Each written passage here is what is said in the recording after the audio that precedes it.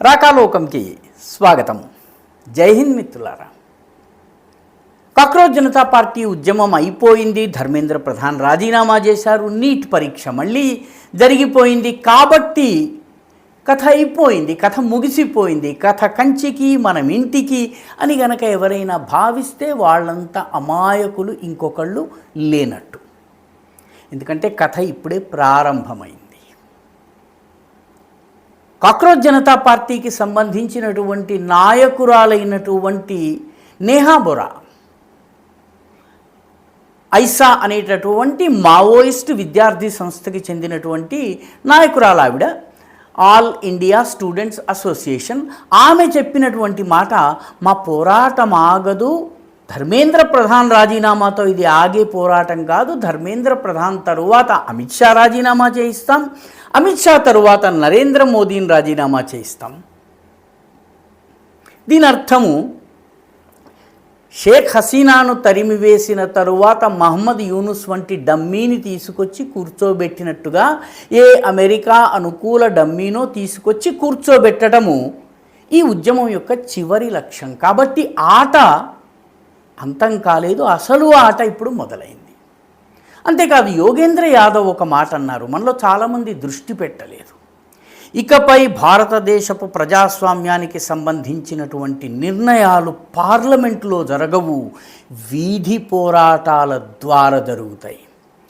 యోగేంద్ర యాదవ్ ఈ మాట అన్నారంటే, యోగేంద్ర యాదవ్ భారత్ జోడో యాత్ర సమయం నుంచి స్వచ్ఛంద సంస్థల్ని ఒక రాజకీయ పార్టీకి దగ్గరగా తీసుకొచ్చే ప్రయత్నం చేస్తున్నారు. దేశవ్యాప్తంగా ఉన్నటువంటి స్వచ్ఛంద సంస్థలతో ఆయనకి సంబంధాలు ఉన్నాయి. కాబట్టి రాబోయే రోజుల్లో వీధి పోరాటాలు కీలకం కాబోతున్నాయన్నటువంటి మాటను ఆయన తెలుసో తెలియకో బయట పెట్టేశారు. కాబట్టి జంతర్ మంతర్లో ఉద్యమం ఆగిపోయినందువల్ల కథ ముగిసిపోయింది, శుభం కార్డు పడిపోయిందని ఎవరైనా భావిస్తే వాళ్ళంతా అమాయకులు, ఇంకొకరు ఉంటారు. అందుకే భారత ప్రభుత్వం కూడా పట్టు వదలడం లేదు. ఏం జరుగుతుందో ఈ కాక్రోచ్ జనతా పార్టీ పేరిట దాని వెనక ఉన్నటువంటి అసలు శక్తులు, ఎందుకంటే ఒక అభిజిత్ దీప్కే, ఒక సౌరభ్ దాసో, ఒక విజయ్ దహియానో, లేకపోతే ఒక నేహా బొరానో ఇంత పెద్ద ఉద్యమాన్ని చేయలేరు. ఇంత పెద్ద ఎత్తున దీనికి ఒక జాతీయ స్థాయి రూపాన్ని కల్పించలేరు. దీని వెనుక ఒక పెద్ద ఇకోసిస్టమ్ పనిచేసింది, స్వచ్ఛంద సంస్థల ఇకోసిస్టమ్ పనిచేసింది. ఈ స్వచ్ఛంద సంస్థలకి సోషల్ మీడియాలో ట్రాక్షన్ ఇచ్చేటటువంటి ప్రయత్నపూర్వకమైనటువంటి పథకం వేయటం జరిగింది. ఆ పథకాన్ని చాలా విజయవంతంగా అమలు చేయటం జరిగింది.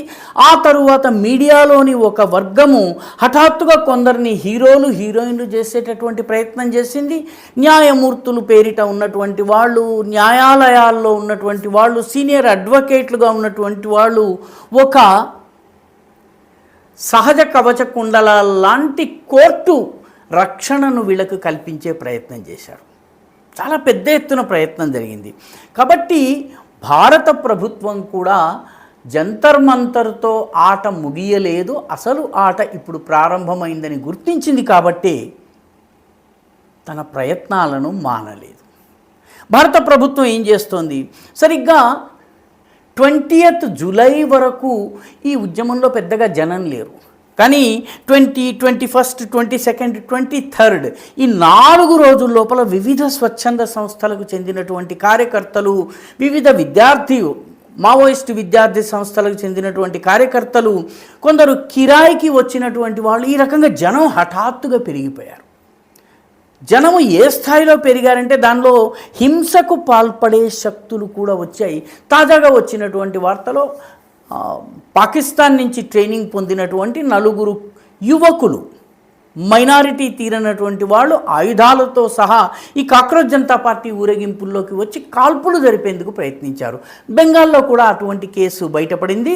కాక్రోచ్ జనతా పార్టీలో ఇన్ఫిల్ట్రేట్ చేసి హింసకి పాల్పడి ఆ హింసకు కేంద్ర ప్రభుత్వాన్ని, మన భద్రతా దళాల్ని బాధ్యుల్ని చేసే ప్రయత్నం జరిగింది. కాబట్టి జూలై 20, 21, 22, థర్డ్ ఈ 4 రోజుల్లో జరిగినవి అత్యంత కీలకమైనవి. ఎందుకంటే ఈ సమయంలోనే విదేశీ బాట్ నెట్వర్క్స్ కానీ, ఫేక్ అకౌంట్స్ కానీ, సోషల్ మీడియా అకౌంట్స్ అవి ఎక్స్లో కావచ్చు, అంటే ట్విట్టర్లో కావచ్చు, మెటా అంటే ఇన్స్టాగ్రామ్, ఫేస్బుక్లలో కావచ్చు, భారీ ఎత్తున విదేశీ మూలానికి చెందినటువంటి గ్రూప్స్ యాక్టివ్ అయిపోయినాయి, సమాచారాన్ని పంచడం మొదలుపెట్టినాయి, ఒక రకంగా ట్విట్టర్ స్టార్మ్స్ని క్రియేట్ చేసినాయి, ఒక వాతావరణాన్ని బిల్డ్ చేసేటటువంటి ప్రయత్నం చేసినాయి. వీటిలో 480 పాకిస్తాన్ మూలానికి చెందినవి. పాకిస్తాన్ మూలానికి చెందినప్పటికీ అవి CJP తరఫున పనిచేస్తున్నట్టు, యాంప్లిఫై చేస్తున్నట్టు, ప్రచారాన్ని పెంచుతున్నట్టు తేలింది. కానీ ఇవే కాకుండా వేర్వేరు దేశాలకి, యూరప్, ఆగ్నేయాసియా వంటి దేశాలకు చెందినటువంటి కిరాయి బాట్స్ కూడాను, బాట్ ఫార్మ్స్ అంటారు వాటిని, ఇవి కూడా పెద్ద ఎత్తున ఈ ఉద్యమంలో పాలు పంచుకున్నాయి. కాబట్టి ఇది నీట్ కోసం మాత్రమే జరిగినటువంటి ఊరేగింపుగా పొరపడితే చాలా భయంకరమైన తప్పు చేస్తున్నట్టే. వీళ్ళు ఇవందరూ ప్రయత్నం చేశారైతే పోలీసులు బాడీ క్యామ్ల ద్వారా ఇప్పటి వరకు ఈ ఊరేగింపులో పాల్గొన్నటువంటి, హింసకు పాల్పడ్డటువంటి వాళ్ళు, రాళ్ళు విసిరినటువంటి వాళ్ళు, పోలీసుల్ని రెచ్చగొట్టినటువంటి వాళ్ళు 2873 మందిని గుర్తించి వాళ్ళ వివరాల్ని సేకరించారు. వీళ్ళలో 989 మంది గతంలో హత్యాయత్నం, రేప్, దోపిడీ, దొమ్మి, కిడ్నాపింగ్, మహిళలపైన అత్యాచారాలు, అక్రమంగా ఆయుధాలను కలిగి ఉండడము, ఆ తర్వాత డ్రగ్స్కి సంబంధించిన నేరాల్లో పాల్గొన్నటువంటి వాళ్ళు. అంటే దాదాపు 2800 మందిలో దాదాపు 1000 మంది ఈ తరహా నేర చరిత్ర ఉన్నవాళ్ళు. పైగా ఈ 2873 మందికి కూడాను ఏదో ఒక నేర చరిత్ర ఉంది, చిన్న పెద్ద క్రైమ్లో వీళ్ళు పాల్గొన్నారు. అంటే అక్కడికి వచ్చినటువంటి అసలు విద్యార్థులు అమాయకులు అయి ఉండవచ్చును, వాళ్ళు తెలియక మోదీని విమర్శించి ఉండవచ్చును, లేకపోతే ఆవేశానికి వచ్చి అక్కడ తమ సంయమనాన్ని కోల్పోయి ఉండవచ్చును. కానీ అక్కడ అల్లరి చేయడానికి వచ్చినటువంటి మూకలు ఏవైతే ఉన్నాయో వాటిని ప్రభుత్వం చాలా దృఢంగా గమనిస్తోంది. 284 మంది రాబరీ అండ్ డెకాయిటీ కేసెస్లో ఉన్నారు. 150 మంది మీద 2 అంతకన్నా ఎక్కువ కేసులు ఉన్నాయి. ఒక 31 మంది మీద 10 కన్నా ఎక్కువ కేసులు ఉన్నాయి. అంటే నేరపూరిత చరిత్ర ఉన్నటువంటి వాళ్ళు, క్రిమినల్ బ్యాక్గ్రౌండ్ ఉన్న వాళ్ళని తీసుకొచ్చి రంగంలోకి దింపడం జరిగింది. వీళ్ళు అల్లరి చేయాలి, ఆ అల్లరి ద్వారా హింస జరగాలి, హింస ద్వారా అది నేషనల్ హెడ్లైన్స్కి వెళ్ళాలి. దీనిని సోషల్ మీడియాలో యాంప్లిఫై చేసేందుకు, 2 10 చేసేందుకు దేశీ విదేశీ బాట్ ఫార్మ్స్, అదేవిధంగా సోషల్ మీడియా ఫేక్ హ్యాండిల్స్ సిద్ధంగా ఉన్నాయి. ఇవన్నీ కూడాను చాలా పెద్ద ఎత్తున ప్రయత్నం జరిగినాయి. ఫైజాన్ అన్సారీ అనేటటువంటి సోషల్ మీడియా ఇన్ఫ్లుయెన్సర్ ఉన్నారు. ఆయన ఒక ఆరోపణ చేశారు. ఈ ఫైజాన్ అన్సారీ కూడా కొంతకాలము ఈ ఉద్యమంలో పాల్గొని తరువాత అభిప్రాయ భేదాల వల్ల బయటకు వచ్చారు. అభిజిత్ దీప్కేని బాగా గట్టిగా విమర్శించే వ్యక్తుల్లో ఈ ఫైజాన్ అన్సారీ ఒకడు. ఈయన చెప్పినటువంటి మాట ఏంటంటే, కాక్రోచ్ జనతా పార్టీకి అనుకూలంగా ట్వీట్ చేయటం కోసం ఉర్ఫీ జావేద్ అనేటటువంటి సినీ నటి ట్వీట్కి ₹1,00,000 చొప్పున తీసుకుంది చెప్పి ఈయన ఆరోపణ చేశారు. దీనిని ఆమె ఖండించలేదు. నా ధర 1,00,000, నా ధర ఇంకా ఎక్కువ, ఎంతో తెలుసుకో అని అన్నదే తప్ప ఇది అబద్ధము, నీ మీద పరువు నష్టం దావా వేస్తాను, నీ మీద మానహాని కేసు వేస్తాను, లేకపోతే నీ మీద లైబెల్ లేదా స్లాండర్ కేసు వేస్తాను అన్నటువంటి మాట ఆమె అనలేదు. నా ధర ఇంత తక్కువ చెప్తావేంటి, నా ధర ఇంకా ఎక్కువ, నేను ఒక ట్వీట్ చేయాలంటే ఎంత తీసుకుంటానో ముందు కనుక్కునిరా.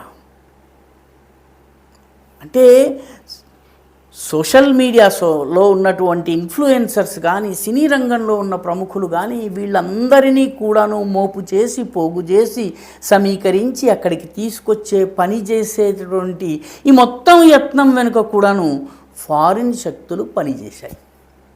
కాబట్టి జంతర్ మంతర్లో ఉద్యమం ఆగిపోయి ఉండవచ్చును, కానీ నరేంద్ర మోదీ ప్రభుత్వాన్ని డీస్టెబిలైజ్ చేసేటటువంటి ప్రయత్నం ఏదైతే ఉందో ఆ ప్రయత్నం ఆగలేదు. ఏదో ఒక రూపంలో మళ్ళీ బయటకు వస్తుంది. మహారాష్ట్రలో పేపర్ లీకేజ్ గురించి మాట్లాడతారు. ఎందుకంటే మహారాష్ట్రలో జార్ఖండ్లో అదేవిధంగా పంజాబ్లో కూడా పేపర్ లీకేజీలు జరిగినాయి. వాటి గురించి మాట్లాడరు. మహారాష్ట్ర మాట్లాడతారు, ఎందుకంటే మహారాష్ట్ర బీజేపీ పాలిత ప్రాంతం కాబట్టి దీన్ని తీసుకుంటారు. ఆ తర్వాత 4 రాష్ట్రాల్లో ఎన్నికలు రాబోతున్నాయి కాబట్టి 4 రాష్ట్రాల్లో ఈ రకమైనటువంటి మోటివేటెడ్ యువతని, విదేశీ ప్లాట్ఫామ్స్ని, సోషల్ మీడియా అకౌంట్స్ని వీటిని ఉపయోగించుకుని ఒక రకమైనటువంటి వాతావరణాన్ని సృష్టించే ప్రయత్నం జరుగుతుంది. కాబట్టి వచ్చే సంవత్సరము మొదట్లో జరిగేటటువంటి 4-5 రాష్ట్రాల అసెంబ్లీ ఎన్నికలు పూర్తయ్యేంత వరకు ఈ ఉద్యమాలు ఏదో ఒక రూపంలో, ఏదో ఒక పద్ధతిలో కొనసాగుతూనే ఉంటాయి. ఇది గమనించాల్సిన అవసరం ఉంది. భారత ప్రభుత్వం కూడా దీన్ని గుర్తించింది కాబట్టి క్రిమినల్ బ్యాక్గ్రౌండ్ ఉన్నటువంటి 2873 మందిని గుర్తించటము, వీళ్ళలో చాలామందిని అరెస్ట్ చేయటము, వీళ్ళ మీద కేసులు నమోదు చేయటము, పాత కేసుల్ని కూడాను జోడించి మళ్ళీ వీళ్ళని ప్రశ్నించటము చాలా పెద్ద ఎత్తున ఈ పనిని చేస్తోంది. ఎందుకంటే ఇప్పటికే చాలామంది తాము చేసినటువంటి తప్పును గుర్తించి క్షమాపణ చెప్తున్న వాళ్ళు కూడా ఉన్నారు. మొత్తం మీద కాక్రోచ్ జనతా పార్టీ పేరు కాకుండా ఇంకొక పేరుతో వీధి రౌడీ అల్లరి ద్వారా దేశ రాజకీయాల్ని, ప్రజాస్వామ్యాన్ని శాసిస్తామన్నటువంటి యోగేంద్ర యాదవ్ మాటని అబద్ధం చేసేటటువంటి ప్రయత్నాలు అంతే జోరుగా సాగుతున్నాయి. ఈ గేమ్ని మొత్తం అర్థం చేసుకోవటము చాలా అవసరం. ఈ వీడియో మీకు నచ్చినట్టయితే లైక్ చేయండి, షేర్ చేయండి, ఈ ఛానల్కి సబ్స్క్రైబ్ చేయండి. మీ అభిప్రాయాన్ని కమెంట్ల రూపంలో తప్పనిసరిగా పంపించండి.